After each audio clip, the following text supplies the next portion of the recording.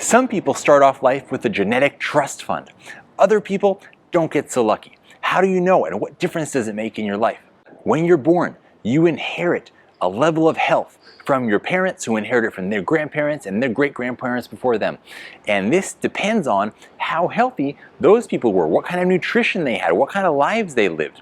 Some of us get really lucky, and we had parents and grandparents with incredible health who ate the most nutrient-rich foods imaginable, eating their ancestral diets. And so we inherit this great level of health, and kind of no matter what we do, we can go on partying and drinking and smoking and all this stuff.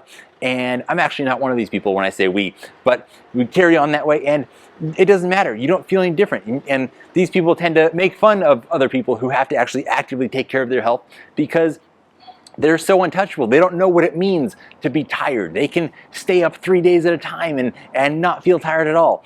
Now, on the other hand, on the other end of the spectrum, you have people whose parents maybe unfortunately were not eating such a nutrient-dense diet. And maybe they've, veered off a long ways from the diet of their ancestors. And same with their grandparents before them. And these people don't inherit so much. And these are the kind of people who have to be very active in taking care of their health. And if not, they're going to be kind of very sickly all the time, always the first to catch a cold, the first to, have some kind of a chronic disease, and just be generally unwell, not have lots of energy, having to take lots of naps, sleeping all the time, always tired no matter what's ever going on, and very prone to getting burnt out. And so what happens to these two categories of people? Well, on one hand, you have those who are born with the genetic lottery. They basically inherited a trust fund of health from their parents. They're going to have a very exciting life, but because they know no limits, they're just going to go hard, go hard, go hard all the time, and eventually, very suddenly, they're going to run out. And this is the kind of person who tends to, in many cases, if they don't ever learn their limits and start taking care of their health, die of something like a heart attack very suddenly, maybe in the 60s or 70s, and just go out in a burst of flames. On the other hand, you have people who are not so lucky. They have not inherited anything genetically, or just very little.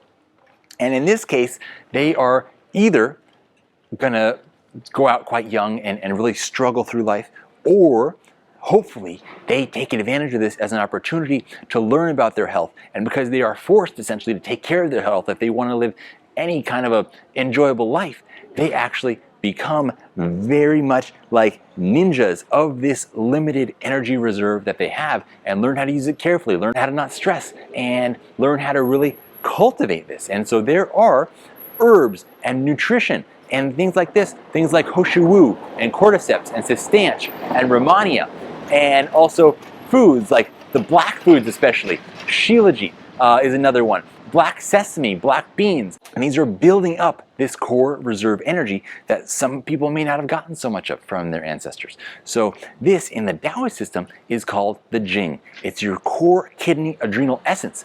Some people get a lot, some people not so much, but the key is whatever you got, that's what you got. And just like we talk about genetics not being your absolute destiny because of epigenetics and how diet and lifestyle and nutrition and exercise can change your genetic outcomes, same thing here.